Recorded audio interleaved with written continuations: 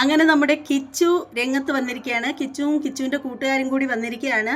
അതായത് കിച്ചുവിന് വളരെയധികം വിഷമമായിട്ടുണ്ട്. കാരണം കിച്ചുവിൻ്റെ പേരിൽ ഒരു നോട്ടീസ് വന്നിരിക്കുന്നു. അത് മേടിക്കാനായിട്ട് കിച്ചു ഇനി കോട്ടയത്തേക്ക് വരണം എന്നാണ് പറയുന്നത്.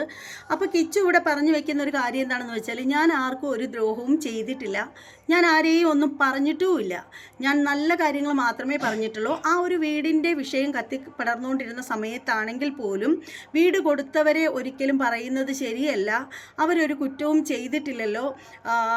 പിന്നെ നമുക്കൊരു വീട് തന്നു കഴിഞ്ഞാൽ അതിനെന്തെങ്കിലും കംപ്ലൈൻ്റ് ഉണ്ടെങ്കിൽ നമ്മൾ തന്നെയല്ലേ തീർക്കേണ്ടത്. ഒരു ഗതിയും പരഗതിയും ഇല്ലാതിരുന്ന സമയത്ത് ഒരു വീട് തന്നത് തന്നെ വലിയ കാര്യമല്ലേ എന്നൊക്കെയാണ് കിച്ചു പറയുന്നത്. എന്തായാലും കിച്ചുവിൻ്റെ ഏറ്റവും പുതിയ വീഡിയോ ആണ്, അതായത് ഇപ്പോൾ 1 മണിക്കൂറിന് മുമ്പ് പുള്ളിക്കാരനിട്ട ലൈവാണ്. അപ്പോൾ അതിൽ കിച്ചു കാര്യങ്ങളൊക്കെ പറയുന്നുണ്ട്. എന്തായാലും ഒരുപാട് നന്ദിയൊക്കെ പറയുന്നുണ്ട്. വീട് കൊടുത്ത ആളിനെയും പെരിടം കൊടുത്ത ആളിനെയൊക്കെ കിച്ചു നന്ദി പറയുന്നുണ്ട്.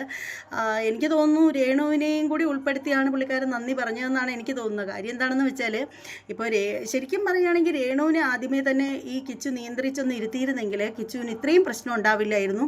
ഈ ഒരു വീട് നഷ്ടപ്പെട്ട് കഴിഞ്ഞാൽ നമ്മളൊക്കെ നേരത്തെ പറഞ്ഞൊരു കാര്യമെന്ന് വെച്ചാൽ, നഷ്ടം കിച്ചുവിന് തന്നെയാണ്. കാരണം ഋതപ്പൻ കുട്ടിയാണ്, രേണുവിന് നല്ല തൻ്റെ ഇടമുണ്ട്. ഋതപ്പന് വേണ്ടിയിട്ട് വീട് വെക്കാനായാലും ബംഗ്ലാവ് പണിയാനായാലും പുള്ളിക്കാരത്തിക്ക് സാധിക്കും. കാരണം പുള്ളിക്കാരത്തി ഇപ്പോൾ വിദേശത്തുള്ള ഒരു റെസ്റ്റോറൻറ്റിൻ്റെ തന്നെ അംബാസഡറാണ്, ബ്രാഞ്ച് അംബാസഡറാണ് എന്നൊക്കെയാണ് പറയുന്നത്. അപ്പോൾ അതുകൊണ്ട് തന്നെ പുള്ളിക്കാരത്തിക്ക് വേറെ പ്രശ്നമൊന്നും ഉണ്ടാവില്ല. പക്ഷേ സുധിയുടെ മൂത്ത മകനായിട്ടുള്ള കിച്ചുവിനായിരിക്കും നഷ്ടം ഉണ്ടാവുന്നത്. അപ്പോൾ എന്തായാലും കിച്ചുവിൻ്റെ ഭാഗത്തും തെറ്റുണ്ട്. ഈ ആവശ്യമില്ലാതെ അമ്മ എന്നാണല്ലോ വിളിക്കുന്നത്, മൂത്ത മകനാണെന്നാണ് പുള്ളിക്കാരത്തി പറയുന്നത്. അപ്പോൾ എന്തെങ്കിലുമൊക്കെ വിഷയമുണ്ടെങ്കിൽ പുള്ളിക്കാരത്തിയുടെ നാക്കിനെ അടിച്ചൊതുക്കി അവിടെ ഒരു മൂലയ്ക്ക് ഇട്ടിരുന്നെങ്കിൽ ഈ ഒരു അവസ്ഥ വരില്ലായിരുന്നു. അമ്മയാണെങ്കിലും അച്ഛനാണെങ്കിലും തെറ്റ് ചെയ്താൽ കർശനമായിട്ട് പറയേണ്ട സാഹചര്യത്തിൽ പറഞ്ഞു വിലക്കുക തന്നെ വേണം.